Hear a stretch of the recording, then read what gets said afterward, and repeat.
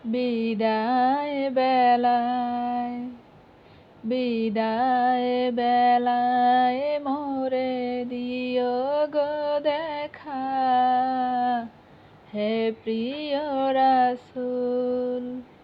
তব দিদারে হব ধন্য আমি, শূন্য দেহ যখন লুটাবে ধরায়। বিদায় বেলায় বিদায় বেলায় মোরে দিও গো দেখা, হে প্রিয় রাসূল। কত নবী ওলি ছিল ধরার মাঝে, সবাই আপন নিরে চলে গেছে। আমিও তো পাব না ছাড়া, পৌঁছে যাব জীবনের মোহনায়। বিদায় বেলায় বিদায় বেলায় মোরে দিও গো দেখা, হে প্রিয় রাসূল। ছিল কত আদরের মা বাবা আমার, কেমন আছে তারা কবর মাঝার। সে খবর আজও অজানা, আমিও তো চলে যাব বেলায় বেলায়। বিদায় বেলায় বিদায় বেলায় মোরে দিও গো দেখা, হে প্রিয় রাসূল। কত বন্ধু স্বজন ছিল জমিদারি, অপরূপা বধূ যাবে সবই ছাড়ি।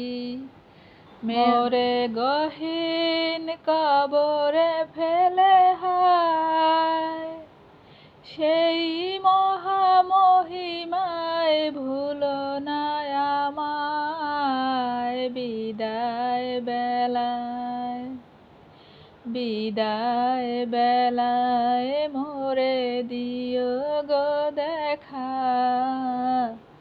হে প্রিয় রাসূল।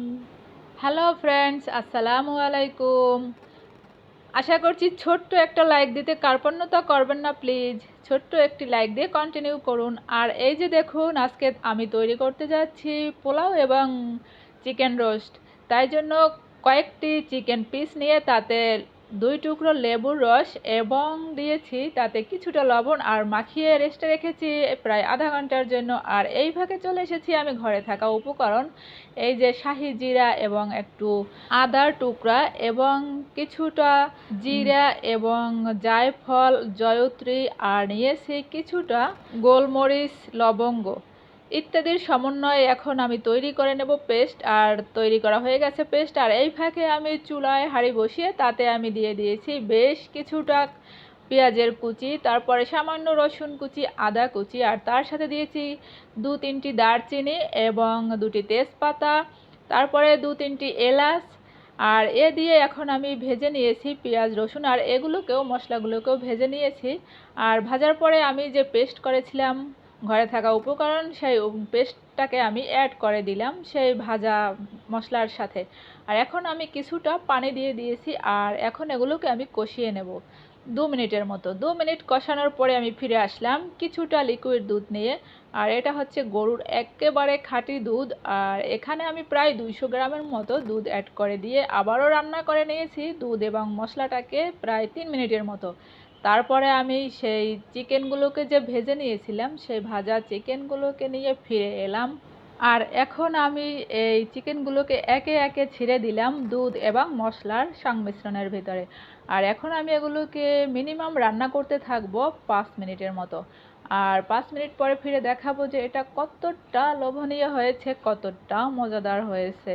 তো দেখতে থাকুন বন্ধুরা, দেখতে দেখতে ভালো লাগা ভালোবাসা হয়ে যাবে। আর যদি ভালো লাগা ভালোবাসা হয়েই যায়, আশা করছি আমার চ্যানেলটাকে আপন করে নেবেন, মানে সাবস্ক্রাইব করে পাশে থাকবেন।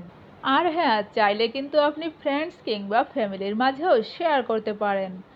তো দেখতে থাকুন বন্ধুরা, সামনের দিকে কি আছে। আমার ওইদিকে রোস্টেড পর্বটা একেবারে শেষ হয়ে গেল, আর এই ফাঁকে আমি চলে আসলাম চুলায় একটা হাঁড়ি বসিয়ে দিয়ে তার ভিতরে বেশ কিছুটা পেঁয়াজ কুচি, সামান্য রসুন কুচি, আর দিয়ে দিয়েছি কিছুটা আদা কুচি, আর তার ভিতরে বেশ কিছু পরিমাণ তেল পরিমাণ মতো, আর তার ভিতরে দিয়ে দিয়েছি দুটো তেজপাতা, দুটো এলাচ, দুটো দারুচিনি এবং দুটো লবঙ্গ। আর তার ভিতরে আমি বেশ কিছুক্ষণ বলতে 1 ঘন্টার মতো ভিজিয়ে রেখেছিলাম পোলাও চাল, আর সেই পোলাও চালটা তারপরে ছেড়ে দিয়েছি গরম ফুটন্ত পানির ভিতরে। আর তারপরে কি করলাম, সেই পোলাও তো আমার হয়ে গেছে, প্রায় 10 মিনিটের মতো আমি রান্না করেছি নিভা চুলার উপরে দমে রেখে, ঢাকনা দিয়ে ঢেকে। তো রান্না করেছি, তারপরে শেষের দিকে আমি কিছুটা গাজর ছড়িয়ে দিয়েছি, সিদ্ধ গাজর। আর দেখতে এতটা সুন্দর হয়েছে, পোলাওগুলো একেবারে সাদা ধবধবে যেন একেবারে বকের পালক, আর তার ভিতরে একেবারে অরেঞ্জ কালার গাজরগুলো, খুব চমৎকার লাগছিল পোলাওটা। আর এখন আমি আমার বাবাকে প্রথমে সার্ভ করে দিচ্ছি। এই তো বেশ কিছুটা ছালাদ তৈরি করে নিয়েছি, আর ছালাদটা তৈরি করেছি আমি বেশ কিছু শসা কুচি এবং দিয়েছি তাতে মরিচ কুচি, কাঁচা মরিচ কুচি, আর দিয়েছি তাতে কিছুটা পেঁয়াজ কুচি এবং সরিষার তেল। আর তার সমন্বয়ে তৈরি করেছি বেশ মজাদার ছালাদ। আর প্রথমে আমি আমার বাবা বলতে আমার ছেলে, আর ছেলেকে তো বাবাই বলা যায় তাই না, বলুন তো। আর দেখতে দেখতে আমাদের খাওয়া দাওয়ার পর্ব একেবারে শেষ হয়ে গেল, আর আমরা শেষ বিকেলে চলে আসলাম এই তো গ্রাম সাইডে। আর এটা হচ্ছে সেই পুরনো ঐতিহ্যবাহী নবগঙ্গা নদী, যে নদীটা একেবারেই শুকিয়ে যায়। আর এখানে বিকেল টাইমে অনেক লোকের ভিড় থাকে, এই যে নদীর তীরের দৃশ্য দেখার জন্য অনেক মানুষ এখানে ভিড় জমায়। আর কত সুন্দর লুক এখানে, দেখুন তো, শেষ বিকালের প্রহর দেখতে বেশ ভালোই লাগছে।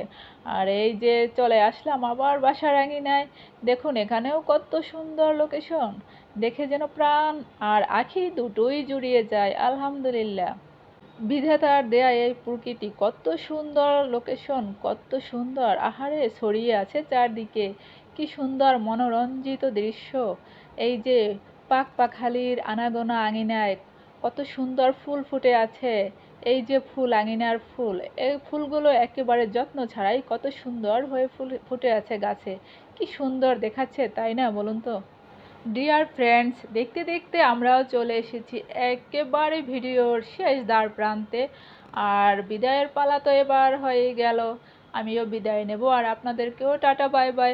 আর হ্যাঁ, এই পর্যন্ত আপনাদের মূল্যবান সময়টুকু আমাকে দেওয়ার জন্য আপনাকে অসংখ্য অসংখ্য ধন্যবাদ।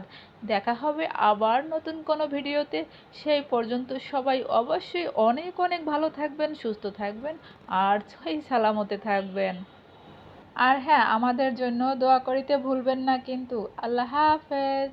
আসসালামু আলাইকুম।